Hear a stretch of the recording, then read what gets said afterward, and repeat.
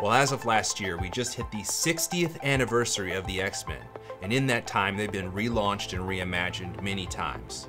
But actually now, in 2024, this is possibly the first time that most people have ever seen a screen-accurate representation of the X-Men. Possibly ever.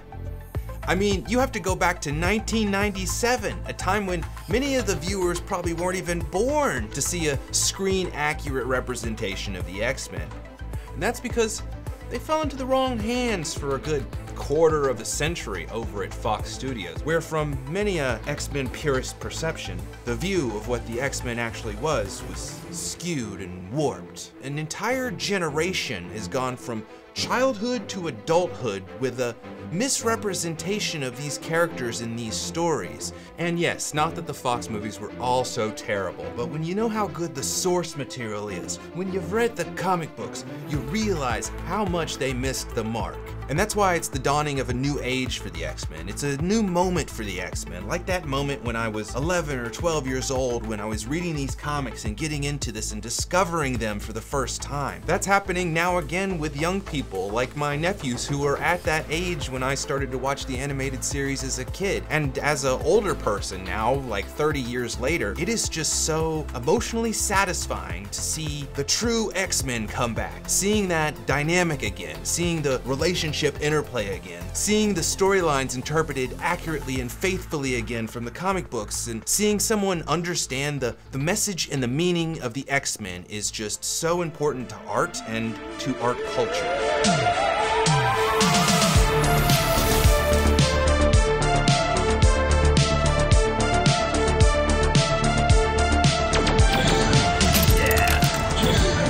All right, here we go.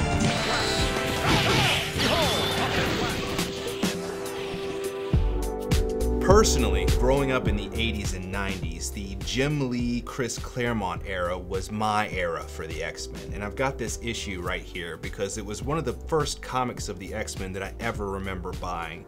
And that was probably the case for a lot of people because it ended up being one of the best-selling comic books of all time. And of course, this issue's success led to the animated series, which ran from 1992 to 1997. And right now, that's being brought back and reinvigorated. Of course, that was me having a certain understanding of these stories as a kid, but as I've grown up and as I've started to study the art of storytelling, I've realized I have an even greater appreciation for the story of the X-Men than I ever had before. I mean, these are characters that I've had a relationship with for most of my life, and as they've evolved, I've also evolved. The purpose of this video is to investigate what the X-Men is really about, because like I said with the Fox-Men franchise, oftentimes our most beloved cultural works of art fall into the wrong hands of people that, while they might have good intentions, they just don't understand the essential essence of what the story is really about. They don't understand the soul of the material. And you might think that once that essence is out there and it's been gotten, like it has with this X-Men 97 show, that it can't be lost. But unfortunately, that's not true. I mean, look at what happened to Star Trek in recent years, for example. Star Trek in the last 10 to 12 years, it's gone awry, it's gone askew, it's lost the vision of its creator, Gene Roddenberry, in a time when its message is needed the most. And I would hate for something like that to happen to the X-Men. My 9-year-old nephew just recently got into the Marvel films, and he loves the movies now, and he even dressed as Stan Lee for Historical Figure Day at school. But he doesn't yet know the X-Men. He's never seen the original animated series, and right now this is the first time that he has the potential to witness them. And I'm praying that when the live-action version of the X-Men comes to be, that the essential essence of the story will be understood in the same way that the creators of the animated series are doing it now. But there's no guarantee of that. And so maybe it needs to be said out loud. What is the underlying story engine of the X-Men? If Kelly isn't found, an anti-mutant fever could sweep the nation, destroying us all. But he could be anywhere, Professor. As I said before, the X-Men is a science fiction fantasy story of epic proportions. And unfortunately, I know a lot of people who, for some reason, don't like science fiction. And that troubles me as a storyteller because science fiction has such a great purpose in society. For some reason, it's just always been the case that there are certain people that look at science fiction and don't think it's an important type of literature. But in reality, science fiction is a type of metaphor. It's a warning and it's a prophecy. It spells out what might happen, what has the potential to occur, and also what lurks beyond our collective awareness. I mean, look at Forbidden Planet, for example. That film is a prophecy of a potential future that very well could befall mankind. Monsters from the subconscious. Maybe not literally, but figuratively, if we fail to recognize our fears, we could become destroyed by the monsters that lurk in our subconscious. And that's a powerful theme. And that's one of the goals of science fiction. Sci-fi brings an awareness of the subconscious. It serves a greater purpose. It predicts possible futures. It gives warnings. And it gives hope for a way to overcome the dire outcomes if we can become aware and unite together and resolve the problem in time. By portraying a story of how a solution to a great problem is possible, it acts as a prophecy for the future. In the case of the X-Men, its science fiction story is a prophecy because it is rich with metaphor. It is full of fantastical elements that are larger than life, yet they compel us to feel because they subconsciously mean something that is so true to real life. Professor Xavier is our leader, and he has named us the X-Men. To tell an X-Men story, you've got to show all these different personalities mixing together, and some of them are going to have conflicts, and some of them are going to have romantic entanglements, and that's all pivotal to the narrative. In a lot of ways, it is a soap opera with a lot of these little stories within stories. The X-Men really is an ensemble cast, and the Foxmen movies in the past didn't really understand this, having a focus too much on just one character, namely Wolverine, at the behest of all the other characters. And being an ensemble cast means that you've got so much to offer with this whole swath of characters interacting together. To be honest, it was a team effort. Always has been. It's also really interesting how the powers of one or two X-Men are often not enough to overcome some of their enemies, but it's in their combination working together that they're able to come up with a new solution that no one was expecting. That's why one of the most exciting moments is when you see their powers combined, like that moment where Gambit charges Wolverine's claws to take out the Master Mold. When two characters' powers combine, you get a third power, and that combination is alchemy. Alchemy is the practice of transforming and combining elements of nature to create all new elements. And the storytellers that bring the X-Men characters to life must understand this combination of the elements. They must become alchemists to bring the X-Men to life. Energy blast, huh? Here's one from a pro. There's a line in the upcoming Deadpool and Wolverine movie where Deadpool and Wolverine are trotting around and Deadpool says, "Come on, Wolvie, you were an X-Man. You were the X-Man." And while I think that's gonna be a great movie and all, that is an archaic concept from the era of the Foxmen franchise, because in reality, Wolverine is not the X-Men.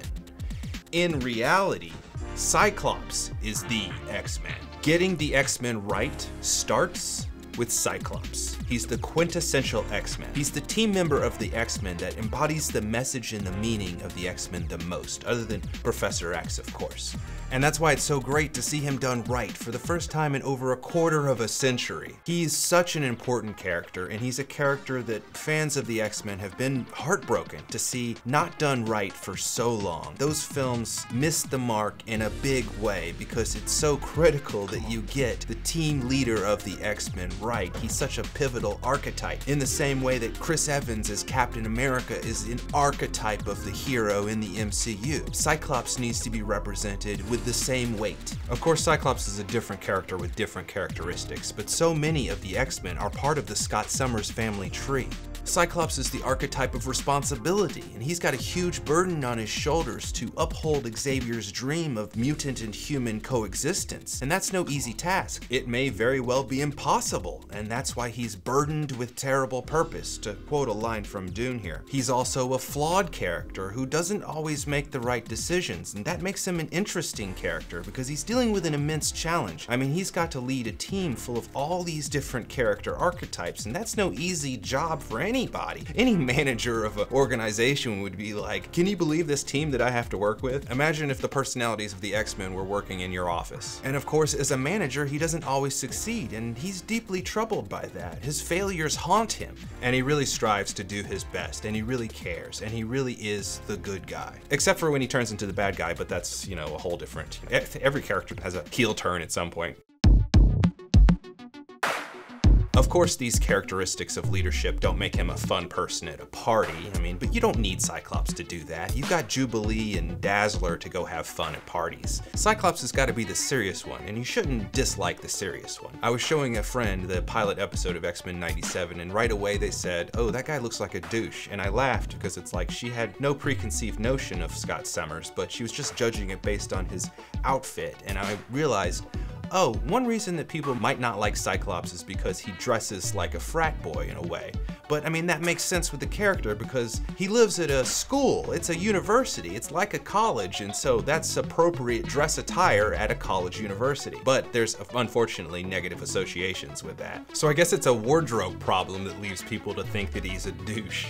In addition, of course, to 20 years of the Fox-Men franchise making him seem like a lame character, which is still unfortunately where the majority of people know his character from. But you know, I love Cyclops. He's my favorite character, and I've cosplayed as Cyclops many times. But regardless, Cyclops is the cornerstone of so much of the X-Men story, and that's why it's so gratifying and satisfying to finally see him handled correctly. I mean, you've got people online saying for the first time, oh, Cyclops actually is a badass. So maybe we can finally put this conversation to rest. Cyclops is not just a character in the X-Men. Cyclops is a symbolic representative of their highest goals and aspirations. Cyclops was the first student, the child, and that archetypal character has many parallels throughout storytelling throughout history. You are now in a reality parallel to your own, which is, of course, impossible. When the MCU finally brings the X-Men to real life, the casting of Cyclops will be pivotal to the success of the rest of the story. I mean, they've just got to get him right. There's no choice here. He's the team leader archetype, and he'll be the moral center of the MCU for the next 10 plus years, and that is a very important role. He might look like a douche based on what he's wearing, but hopefully in time people will grow to love him and respect him as they should. Scheduled for tomorrow in Washington. This fits our plans perfectly. In the Marvel Comics, you have many characters with great and profound physical powers. Apocalypse, Magneto, Thanos, Galactus, but there's really a greater power than any of their powers in the physical environment, and that is power over the mental environment. Mental persuasion typically refers to the ability to influence or manipulate someone's thoughts, beliefs, or actions using mental or psychological means. This is often done through malevolent forces trying to utilize the public's will for power, personal gain, or to subvert the will of the people to go against their own best interests. You were elected to protect us from mutants! Mutant lovers! This is Creed. Stage 1 successful. Begin stage 2. Yes, it's time for stage 2.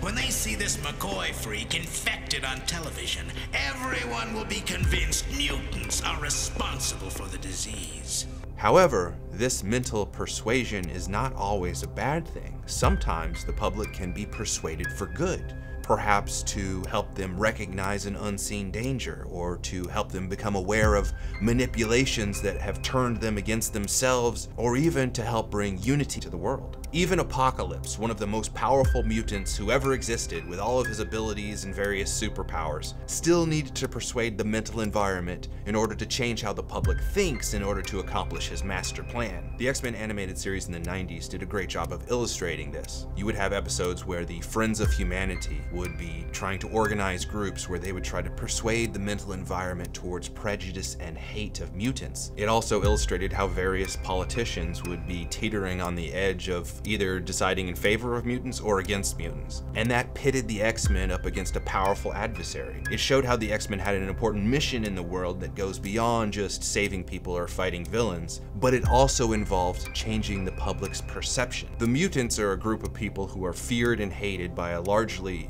unjust world, and things are always portrayed as shifting from a bad direction to a potentially worse direction. I mean, the X-Men are always on the brink of a potential mutant genocide, and that's why the X-Men's greatest battle is the battle over mental persuasion. And that's very frustrating because it's a battle that you can never really win with fighting anyone. You can never really win until a shift takes place in the minds of people. Look at the Days of Future Past storyline as an example of this. In this storyline, the X-Men have to save one key figure in the present in order to stop a potential future where the worst possible outcome has occurred. A future where mutant genocide has wiped out most of the mutant population, and a large percentage of the X-Men have been killed. If the assassination of the 90s never occurred, then none of this misery would have happened? None of the Sentinels, none of the camps, none of the terminations? This storyline represents the fear of losing the battle of mental persuasion. To me, my X-Men. The notion of the X-Men story being more about a mental battle than a physical battle is symbolized through its founder, Charles Xavier. His mental power is telepathy. He can enter the minds of people and look into their thoughts and emotions. In a way, he has the power to change people's minds, but he can only really do this indirectly. You see, when Wolverine first came to the X-Men, it was in order to assassinate Charles Xavier. But of course, Professor X stopped Wolverine before this could occur, and he was able to look into Logan's mind and allow him to recognize his own darkness so that he could overcome the blind anger and rage that was consuming him. And then Wolverine became a loyal member of the X-Men, fighting to take up its cause. This can teach readers that we cannot directly change another person's mind. However, we can plant the seeds of change in their hearts in which they can eventually become influenced to one day change themselves. Of course, many people will refute this notion and argue that you cannot change other people's minds at all, and to even attempt to do so is a futile effort. And it's worth noting that this is reflected by Magneto, whose traditional depiction represents that aspect of ourselves that feels like the battle is hopeless and that the bad in humanity will just never change. And that's true, that a lot of people feel like Magneto about the world today, and that's understandable. Are people just too primitive, too mindless, too unaware to ever not hate the things they don't understand? It's a dark thought to go there and to believe that that's the case, but those sort of thoughts should not be suppressed, and we need to have that discussion. I sometimes think about this issue that I read from the 1960s where Professor X was trying to ward off this alien attack from the Xenox aliens who were trying to invade Earth. And the Xenox fed off the negative emotions of the human population, and that's what gave them their powers. And Professor X was only able to defeat them by using his telepathic abilities to channel all of the positive thoughts from humanity, from all the people in the world. And when he did this, the Xenox had to surrender and escape because they were denied the negative energy that they needed. All of these stories are examples of how the X-Men portray the battle over the mental environment and how they represent a force trying to persuade humanity towards good against forces like the Friends of Humanity and the Xenox, who are trying to do otherwise. It is an evil in men's hearts that must be fought. Born out of the 1960s, the X-Men story continues to resonate today. In fact, it seems to be becoming increasingly relevant with each passing day, despite the fact that we live in a world, in a way, which is more accepting of mutants than it's ever been before. At the same time, our world appears to be teeming with heightened levels of anger, resentment, and hate. To make it worse, there are real-life supervillains who act as demagogues by channeling those negative feelings in the public, feeding off of them like the Xenox aliens. These villains take advantage of the fear in people by scapegoating those that are different in order to gain power. It's a tale as old as time to blame the outsiders, blame the minorities, blame society's problems on people that are different. And unfortunately, although it's been used for thousands of years, it continues to be a powerful political tool. A demagogue is a political or social leader who seeks support by appealing to the desires and prejudices of ordinary people, rather than using rational arguments.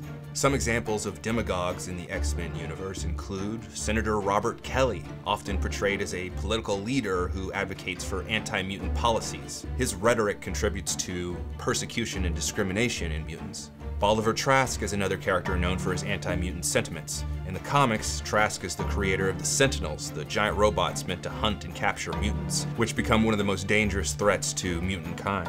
Then you have Graydon Creed, who I brought up before. He's the son of Sabretooth, but he's actually born a human, and he's a prominent anti-mutant activist and the leader of the organization known as the Friends of Humanity. Creed uses fear-mongering tactics and promotes violence against mutants. You know what monsters they are. They're evil, all of them. They and all who associate with them must be exterminated. William Stryker is another character who strikes a chord with our own real world. He is an extreme anti-mutant religious zealot who believes that mutants are an abomination to God and seeks to eradicate them using ruthless and violent methods. You would hope that with these examples in storytelling that more individuals would recognize this reoccurring historical pattern, yet it continues to persist. And in today's world, it seems to be more visible and more unashamed than ever before to present itself publicly. I don't understand, Professor. Why has it gotten worse? When we saved President Kelly's life last year, he learned that not all mutants were evil. Now his followers feel betrayed.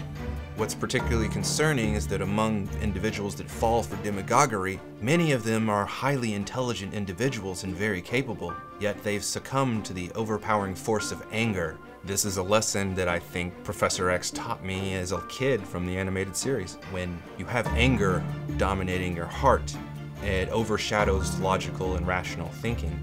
And in order to alleviate the pain of that anger, you must find something external to blame. And this is one of the great tragedies of the human condition. So often in our history, unhappy, misguided people have created scapegoats, blaming those that are different for the problems in their own lives. Like I said before, the X-Men were born out of the 1960s, which was a decade of sweeping social change. These unfortunate aspects of human nature, yes, were always within us, but they're being more revealed now than ever before. It's an age of revelation. Charles Xavier had these words for his mutant brothers. My fellow mutants, if the attack on my person has in any way provoked you to violence, I beg of you, stand down. There are always peaceful alternatives. Lashing out like this, you become as bad as your oppressors. So far, Professor Xavier's heartfelt message of peace has had no effect on the widespread hysteria. It's time we recognize that all mutants are potentially dangerous to mankind. Get a life. The question is asked time to time, does fiction mirror society or does society mirror fiction? Well, fiction and society often have a symbiotic relationship where they can influence one another. Fiction can be a mirror to examine our culture, and on the other hand, fiction can also shape society by introducing new ideas, changing norms, and inspiring change. This interplay between fiction and society contributes to cultural evolution, and it can lead to interesting discussions about the impact of storytelling on us. One of the key reasons that the X-Men story is so important is because it inspires change. The X-Men are a symbolic reflection of change, of mutation, of positive progressive change, the inevitability of change, and of the inevitability of resistance to that change that always occurs throughout history. The X-Men story brilliantly illustrates that when there is a sweeping change across society, there is always fear of that change. And where there is fear of that change, there is anger, resentment, and hate. Mutation itself is a metaphor for change, as mutation is a natural and inevitable aspect of life. As president, I intend to relocate every mutant in this nation to internment camps that will facilitate the handling of these poor, unfortunate creatures. The Season 1 arc of the original animated series is largely about the political stance of Senator Robert Kelly, who opposes mutants and supports the Mutant Registration Act, and his views lead to the Sentinel program, which goes too far.